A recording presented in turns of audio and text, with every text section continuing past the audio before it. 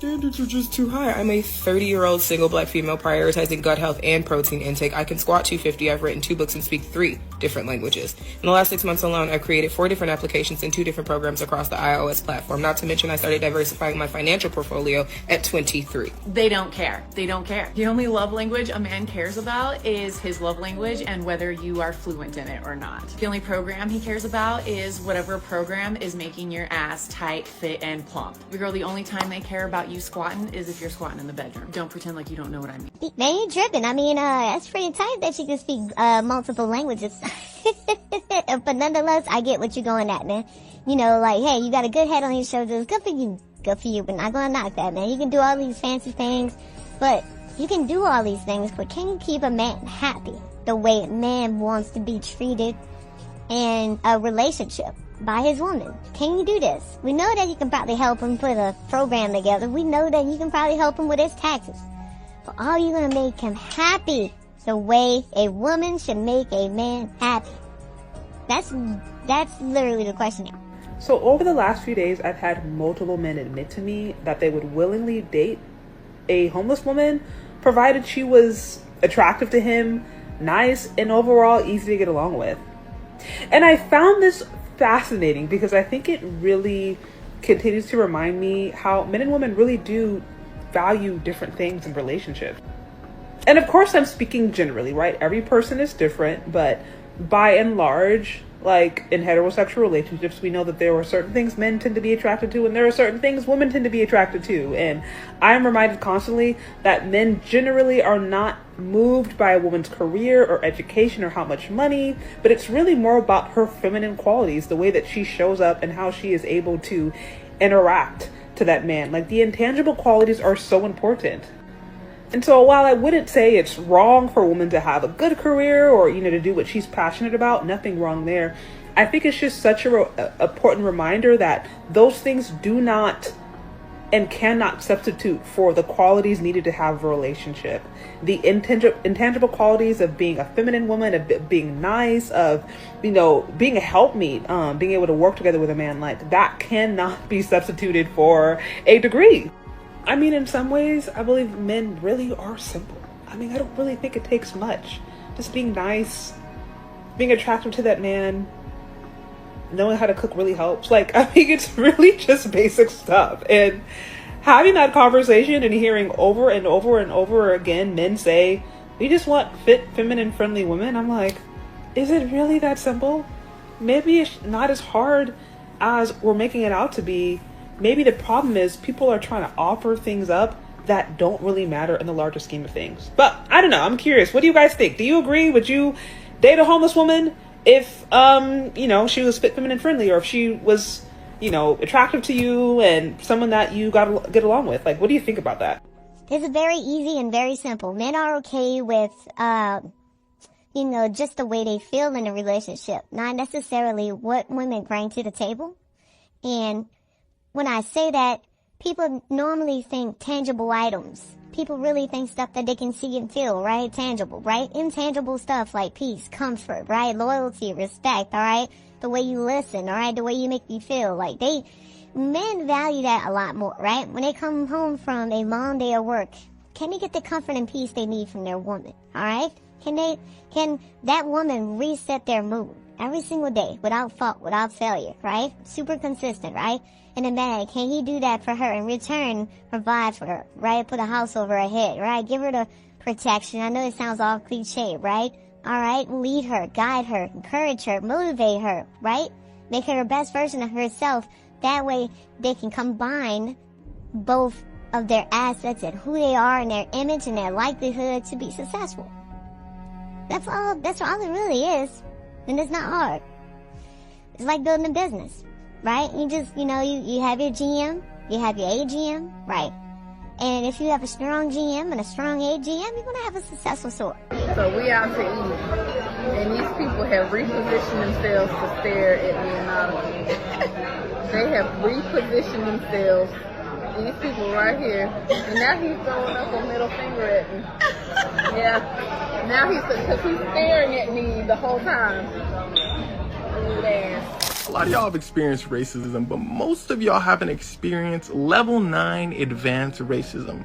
I'm in a club in Italy walking inside of an elevator. As soon as I step inside, this promoter, she was a woman, puts her full palm on my chest and stiff arms my black ass outside that elevator. And I'm a pretty big guy. You know how much force she had to put in that bitch to throw me out of the elevator? I'm looking inside the elevator and she has the biggest customer service ass smile I've ever seen in my life. Like she was doing my ass a favor. A thing that a lot of people don't realize is that Africans in most European countries are treated like shit. But the thing that she didn't realize was, although I am African, I'm also American.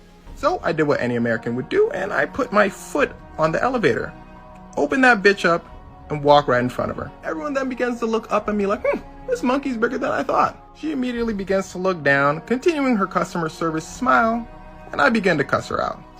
And I'm talking really cuss her out, like saying shit I ain't never said before. Like, do you know where I'm from? Did you put your hands on me? As soon as they heard that accent, that American accent, shit flips. Her coworker loses his shit. Hey, what floor did you want to go to? I said, hey, shut up your mouth. I'm not speaking to you right now. Push 3. And all of a sudden, this random man steps from the crowd and says, that is not us. That is not Italia. Everybody started talking about, that's not Italia. That's not Italia. That's not Italia. Ooh, that shit had me hyped. I felt like Rosa Parks in that bitch. Now, it's quite interesting. You hear different things about how Italians are towards black folks in particular and racism and within the country and here in the States. Using words, what is it, mullions or moolies and stuff like that. And I think that that's something out of the northeastern part, particularly I think New York and the maybe Jersey area, when obviously there's a high population of Italian Americans there as well. But we find it interesting as far as that whole Italian part, because Italians are, in the eyes of the traditional white Anglo-Saxon Protestant, Italians are looked at as ninjas, right? Just like they try to say the Irish are still considered ninjas a lot of times, especially, what is it, the Southern Italians and the Sicilians? Hey, I'm just saying. But if you go back through history and you look at some of the first people in Italy, or the founders, were people of darker complexion and or Africans. But for this to be going on, I find it to be quite interesting, man. Do you think you're a catfish or not? No. You don't think you're a catfish? No. Nah, here it is. So we're gonna ask random people whether you're a catfish or not, yeah? Yeah. Yeah, bro. Catfish. Fuck. Hey, what do you mean in person, bro? I'd say a solid 6. Is that bad? That's not bad. That's not bad. Alright, cool. Is she a catfish or not? No. She's not a catfish? Fair. So what do you rate here? What do you rate in person? No, man, it would be a female to just go ahead and just be in denial, bro. Sometimes y'all just don't keep it real enough, man. Females do that for each other, man. They just be sitting there and just uplift them in delusion. You know, you get what I'm saying? Like, man, why you just couldn't be real? You wasn't gonna hurt her feelings or anything. You just too nice. Don't sugarcoat it. That was a completely different picture. Someone should tell her she's wrong for doing that. Now, the men are gonna just tell you, dude, you going down bad for this picture. Women are gonna be like, oh, this is your picture probably from 10 years ago or 5 years ago. You got a little chubby now, but it's all good. This still look good. No, she is catfishing. That picture is not even her. Not even. But you gonna say it's not? Come on now, dude. Come on, man. Stop lifting other women up in delusion. This right here. Y'all gotta check this out, man. Now, Hebrews 13, Hebrews 24 is when she does the cute little touch of the ear thing and smiles, and then wait for it later. His mom came out and My face. Mama, I realize that you have a hand. Man, damn, Jaden Daniels' mom came in there and she know what's up. You gotta give mom's props. She is nice. She's keeping your head in the game, my guy. Alright, I can't even be mad. She looked at the camera and she already knew what was going on. Sometimes you need a mom like that in your life. but easy. I'm ready to some.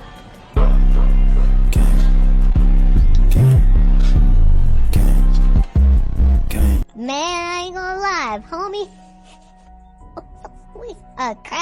Crash that homie, do not waste my time, okay? We at the dinner table right now, and we about to go smash something. I need to know, we smashing something so I'll pay for this dinner and get up on out of here. Let's go. Homie made a financial decision. Let me go ahead and make the statement before I take care of this bill, y'all. That's what I think goes on his mind. He's just savvy, that's all. Did I or did I not tell y'all that a woman with tight cooch comes with side effects? So check this out, right? This chick gave me the coochie. Me being overly excited, you know what I'm saying, and not being able to handle it, being a P that I am, I couldn't handle it. The next day, I went to pay her rent up for the rest of the year. She went and told her girl about it, and I did the same thing for the girl, you know what I'm saying? I repeated the cycle, you know what I'm saying? So, my buddy, my girl, she gonna call me and ask what type of coochie that these chicks got that got me paying rent for a year. You know what I'm saying? I told them they got a bomb. You know what I'm saying? I ain't gonna lie to you. They got a bomb. But I also told her that, you know what I'm saying, which was the most important part of this situation, that this was Section 8 coochie. You know what I'm saying? The rent wasn't number $12 a month, so I paid it up for the year. I wanted to make sure that I was able to get the coochie again. Men, do y'all honestly think that women that don't have enough going for them put on and give you the best box? Do they give you the best everything, right? Do they give you all they can offer? Because they ain't really got much to offer. Like, they don't have it like that, right? Women always say broke boys give them the best stroke. Cause I just need to know, women that don't have a lot going on, do they put it on you really good? Like, do you think that's something? So you get thoughts in the comments. Y'all know what be low-key fun? When you talking to somebody that a lot of people know, but don't nobody know that y'all talking. Cause it be like, baby, if y'all only knew. Who wanna tell her, guys? Who wanna tell her, man? Who is gonna tell her? Man don't want nobody to know about you. He hiding you. He hiding you for a reason. His wife at home.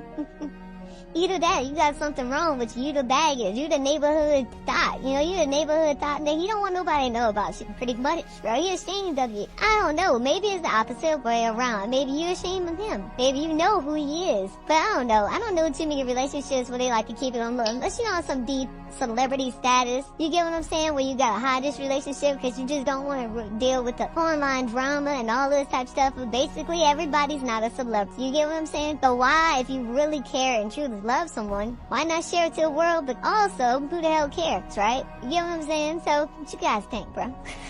What you guys think? But I think you ain't the main one. You ain't the main one. Appreciate you guys for watching. Please make sure you like the video.